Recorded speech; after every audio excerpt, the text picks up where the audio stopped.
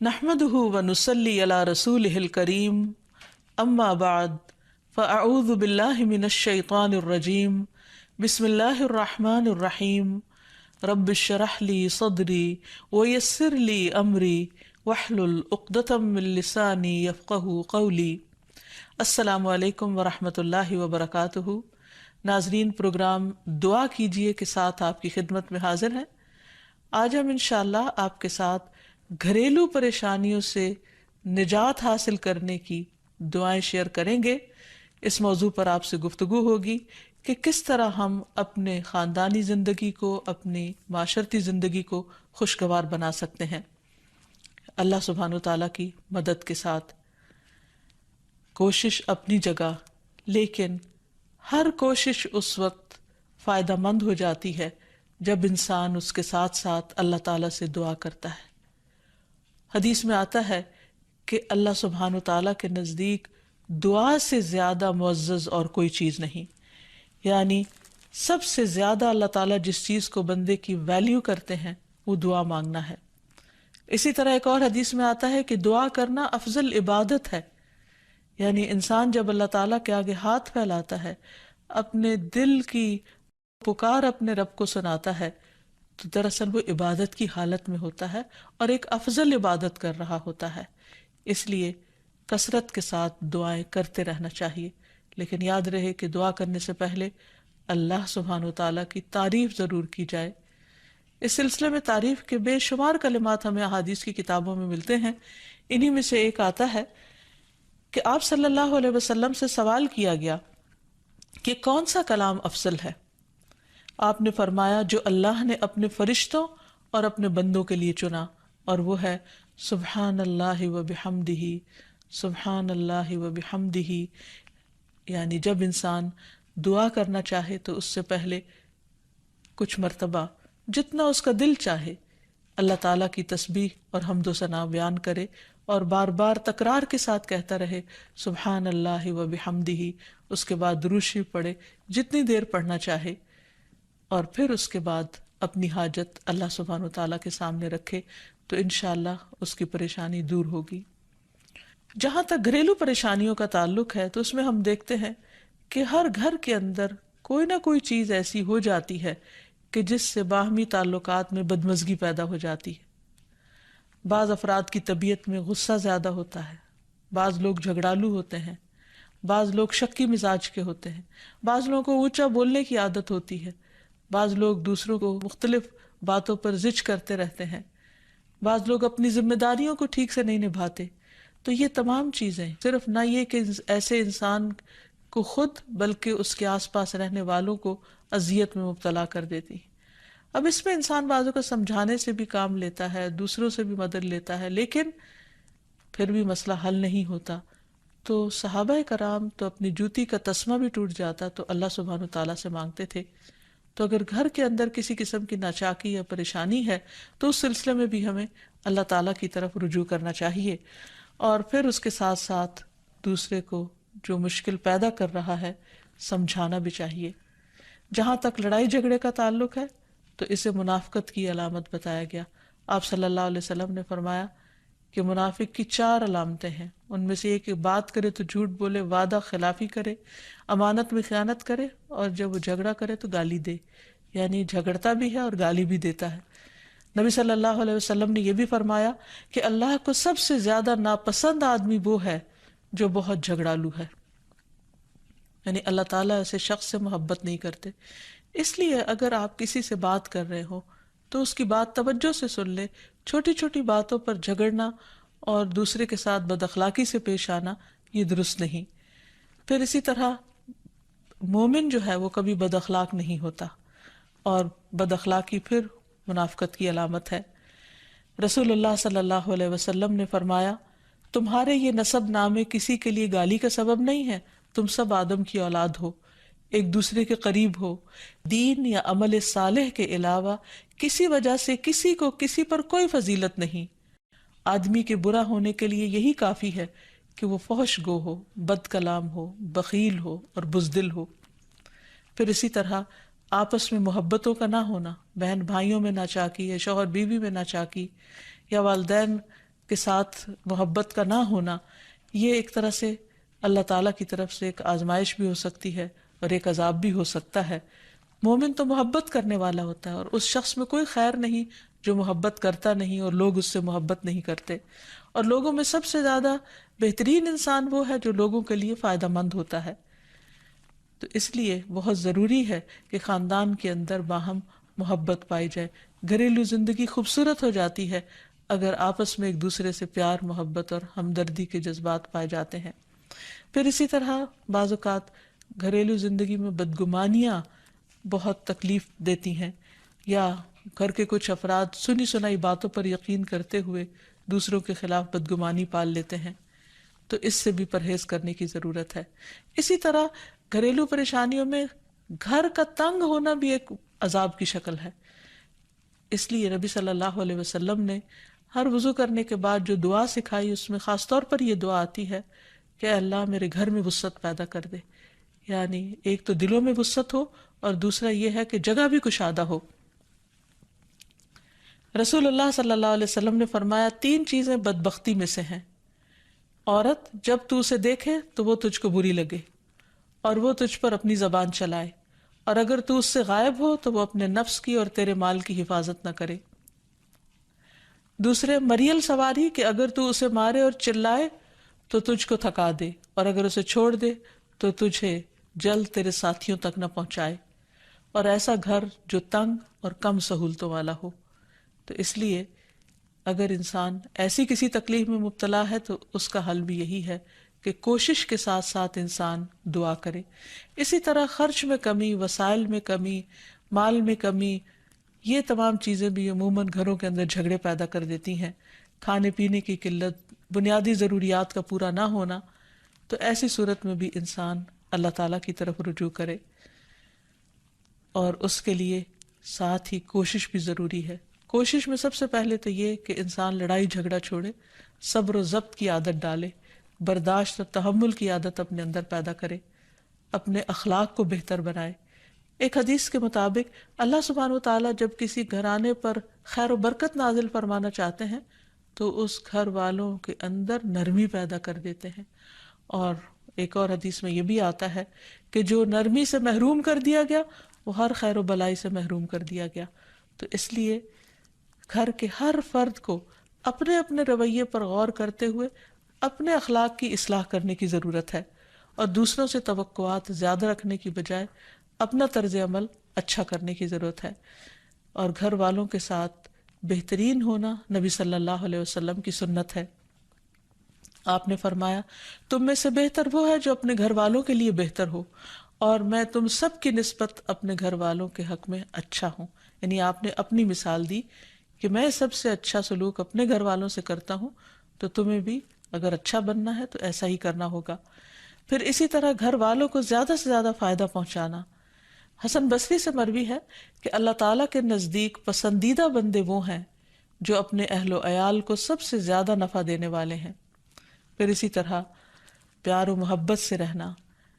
اگر لڑائی جھگڑا ہو بھی جائے یا کوئی غلط فہمی پیدا بھی ہو جائے تو اس وقت خاموشی اختیار کر لینا، مناسب وقت کا انتظار کر کے اس غلط فہمی کو دور کرنا ضروری ہے۔ پھر اسی طرح اللہ سبحانہ و تعالیٰ نے گھریلو زندگی کو خوشگوار بنانے کے لیے جو بہترین ہدایت ہمیں قرآن مجید میں دی ہے وہ ہے عفو و درگزر سے کام لینا۔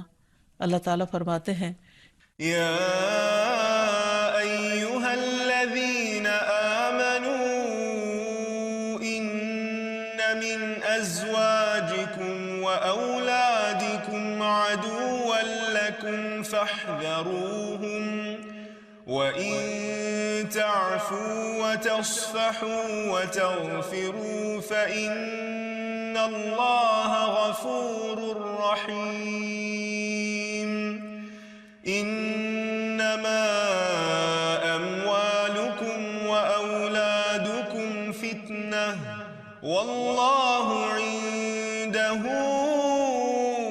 أَجْرٌ عَظِيمٌ۔ اے لوگو جو ایمان لائے ہو، بے شک تمہاری بیویوں اور تمہارے بچوں میں سے بعض تمہارے دشمن ہیں، سو ان سے ہوشیار رہو، اور اگر تم معاف کرو اور درگزر کرو اور بخش دو تو بے شک اللہ بے حد بخشنے والا نہایت رحم فرمانے والا ہے۔ تمہارے مال اور تمہاری اولاد تو محض ایک آزمائش ہے، اور جو اللہ ہے اسی کے پاس بہت بڑا اجر ہے۔ یعنی انسان کو بعض اوقات اپنی ہی بیوی یا بیوی کو اپنے ہی شوہر سے، اور بعض اوقات اپنے ہی بچوں سے یا اپنے ہی والدین سے دشمنی کا اندیشہ ہو سکتا ہے، اور وہ ایک دوسرے کے لیے مصیبت اور بلا ہو سکتے ہیں۔ لیکن ایسی صورت میں بھی انسان کا گزارا نہیں ہو سکتا جب تک ایک دوسرے کو معاف نہ کرے۔ زندگی کی گاڑی نہیں چل سکتی جب تک انسان دوسروں کے قصور اور غلطیاں ان سے درگزر نہ کرے، کیونکہ ہر انسان کبھی غصے کی وجہ سے، کبھی جہالت کی وجہ سے، کبھی جلد بازی کی وجہ سے، کبھی لوگوں کے اکسانے پر اپنے پیاروں کے ساتھ زیادتیاں کر جاتا ہے۔ تو ایسی صورت میں انسان اگر چاہتا ہے کہ اس کی زندگی خوشگوار ہو تو اسے معاف کرتے رہنا چاہیے۔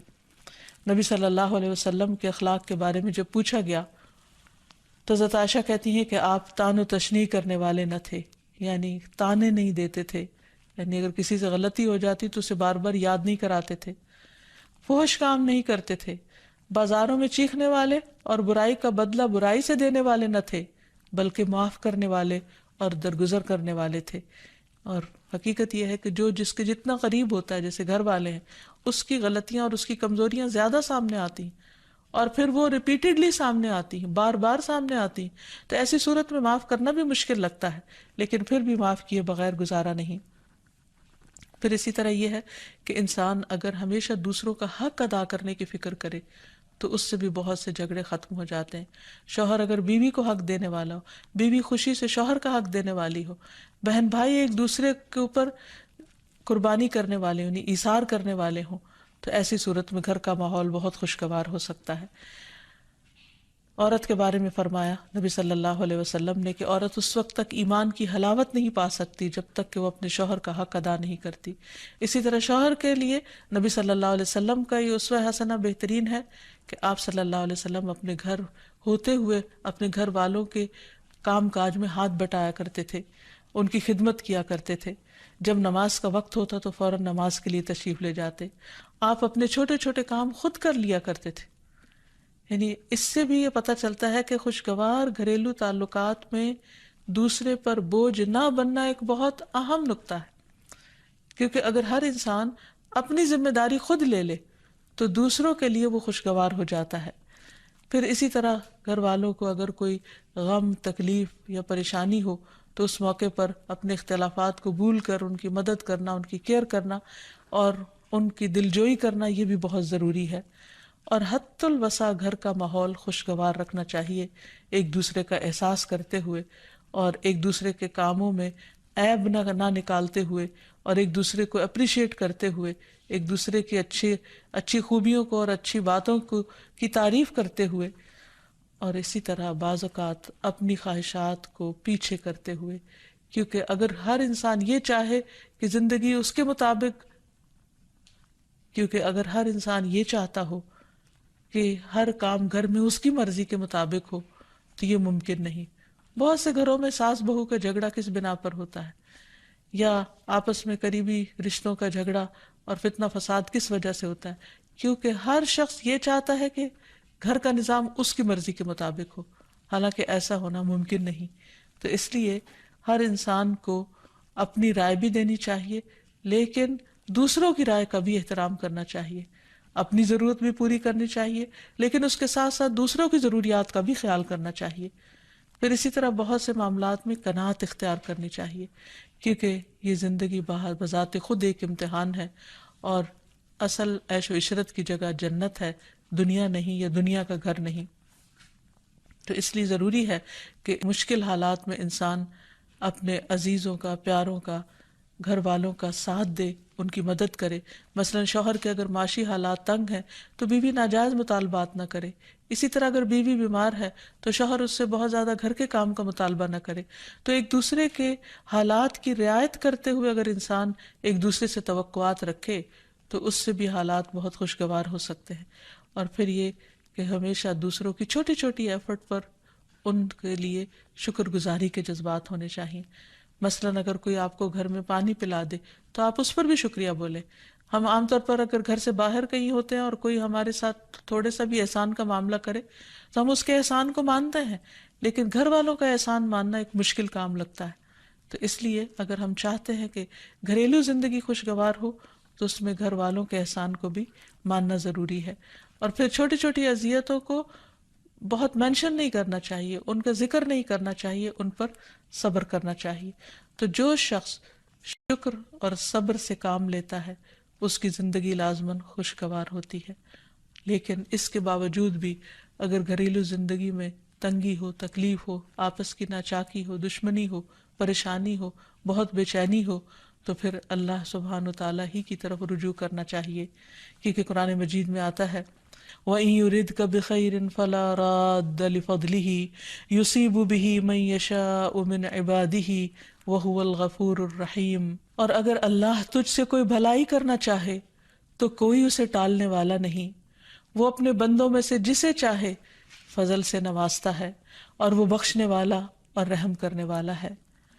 تو اس لیے چھوٹی چھوٹی تکلیفوں پر بھی فوراً اللہ کا ذکر، اللہ کی یاد، اللہ کی تسبیح انسان کے دل کو سکون بخشتے. اور نبی صلی اللہ علیہ وسلم نے خصوصاً اپنی پیاری بیٹی فاطمہ رضی اللہ تعالی عنہا کو جب وہ گھر کے کام کاج کر کے تھک جاتی تھی، کیونکہ اپنے ہاتھ سے چکی پیستی، اپنے ہاتھ سے آٹا گوندتی، اپنے ہاتھ سے اپنے گھر کے کام کاج کرتی، بچوں کو لک آفٹر کرتی، تو بہت تھک جاتی تھی. اور اسی تھکاوٹ کی وجہ سے انہوں نے ایک دفعہ نبی صلی اللہ علیہ وسلم کے پاس جب کچھ قیدی آئے تو خادم کا مطالبہ کیا، لیکن آپ صلی اللہ علیہ وسلم نے ان کو خادم دینے کی بجائے یہ تسبیحات سکھائی اور فرمایا کہ جب تم اپنے بستر پر جانے لگو تو 33 بار سبحان اللہ، 33 بار الحمدللہ اور 34 بار اللہ اکبر پڑھ لیا کرو. اور اسی لیے یہ تسبیحات فاطمہ کے نام سے بھی معروف ہیں. تو رات کو خاص طور پر بستر پر لیٹ کر یہ تسبیحات ضرور پڑھ لینی چاہیے، کیونکہ یہ گھریلو کام کاج کی تھکاوٹ کا بہترین علاج ہے اور خادم کی جگہ کفایت کرنے والی دعائیں ہیں. پھر اسی طرح گھر میں وسعت اور کشادگی کی دعا، اللہم اغفر لی ذنبی ووسع لی فی داری وبارک لی فی رزقی. اے اللہ میرے گناہ معاف کر دے، میرے گھر میں وسعت پیدا کر دے اور میرے رزق میں برکت عطا کر دے. پھر اسی طرح چھوٹی چھوٹی پریشانیوں کے سلسلے میں مثلاً بچے کو چوٹ لگ گئی یا اچانک کسی وبائی مرض کا کوئی شکار ہو گیا تو علاج معالجے کے ساتھ ساتھ دعا کرنا ضروری ہے. مثلاً گھر والوں میں سے اچانک کسی کو کوئی ایسی بیماری آ گئی، کوئی سٹروک ہو گیا یا ہارٹ اٹیک ہو گیا تو سارے گھر والے پینک ہو جاتے ہیں. ایسی صورت میں پریشانی کا صرف اظہار کرتے رہنے سے اور غمگین رہنے سے مریض کی مدد نہیں کی جا سکتی. تو اس موقع پر اللہ تعالیٰ سے دعا کرنی چاہیے. اور ایک بہت خوبصورت دعا جو نبی صلی اللہ علیہ وسلم نے حضرت اسماء بنت امیس کو سکھائی تھی کہ آپ نے فرمایا کیا میں تمہیں ایسے کلمات نہ سکھاؤں جن کو تم پریشانی کے وقت پڑھا کرو. اور وہ کلمات ہیں اللہ اللہ ربی لا اشرک بہ شیئا، اللہ ہی میرا رب ہے، میں اس کے ساتھ کسی چیز کو شریک نہیں بناتی. اور آخر میں یہ کہ گھر والوں کی باہمی محبت اور الفت اور تعلقات کی بہتری کی دعا کرنی چاہیے جو پیارے نبی صلی اللہ علیہ وسلم نے ہمیں سکھائی ہے. وہ دعا ہے اللہم الف بین قلوبنا واصلح ذات بیننا واہدنا سبل السلام ونجنا من الظلمات الى النور وجنبنا الفواحش ما ظہر منها وما بطن وبارک لنا فی اسماعنا وابصارنا وقلوبنا وازواجنا وذریاتنا وتب علینا انک انت التواب الرحیم وجعلنا شاکرین لنعمتک مثنین بها قابلیہا واتمہا علینا. اے اللہ ہمارے دلوں میں الفت پیدا فرما دے اور ہمارے آپس کے معاملات کی اصلاح کر دے. ہمیں سلامتی کے راستوں کی رہنمائی فرما اور ہمیں اندھیروں سے نجات دے کر نور کی طرف لے آ اور ہمیں تمام ظاہری اور چھپی بدکاریوں سے محفوظ رکھ. ہمارے کانوں اور ہماری آنکھوں اور ہمارے دلوں اور ہماری گھر والیوں اور ہمارے بچوں میں برکتیں عطا فرما. ہماری توبہ قبول فرما، بلا شبہ تو بہت زیادہ توبہ قبول کرنے والا اور رحمت کرنے والا ہے. ہمیں اپنی نعمتوں کا شکر ادا کرنے والا بنا اور ان کی تعریف کرنے والا اور ان کو قبول کرنے والا بنا دے. ان نعمتوں کو ہم پر کامل فرما دے یعنی ان نعمتوں کو ہم پر تمام کر دے، تو کس قدر جامع اور خوبصورت دعا ہے جو نبی صلی اللہ علیہ وسلم نے ہمیں سکھائی۔ گھریلو زندگی کو خوشگوار بنانے کے لیے ان دعاؤں کو پڑھتے رہنا چاہیے، یاد کر لینا چاہیے، قبولیت کے مواقع پر پڑھنا چاہیے۔ اگر زبانی یاد نہ بھی ہو تو دیکھ کر پڑھ لینا چاہیے، اور اگر ان کا ترجمہ نہ آتا ہو تو اردو میں پڑھنے میں بھی کوئی حرج نہیں، لیکن اللہ تعالیٰ سے مانگتے رہیے کیونکہ ساری مشکلات کا حل صرف اسی کے پاس ہے۔ وآخر دعوانا ان الحمد للہ رب العالمین۔ السلام علیکم ورحمۃ اللہ وبرکاتہ۔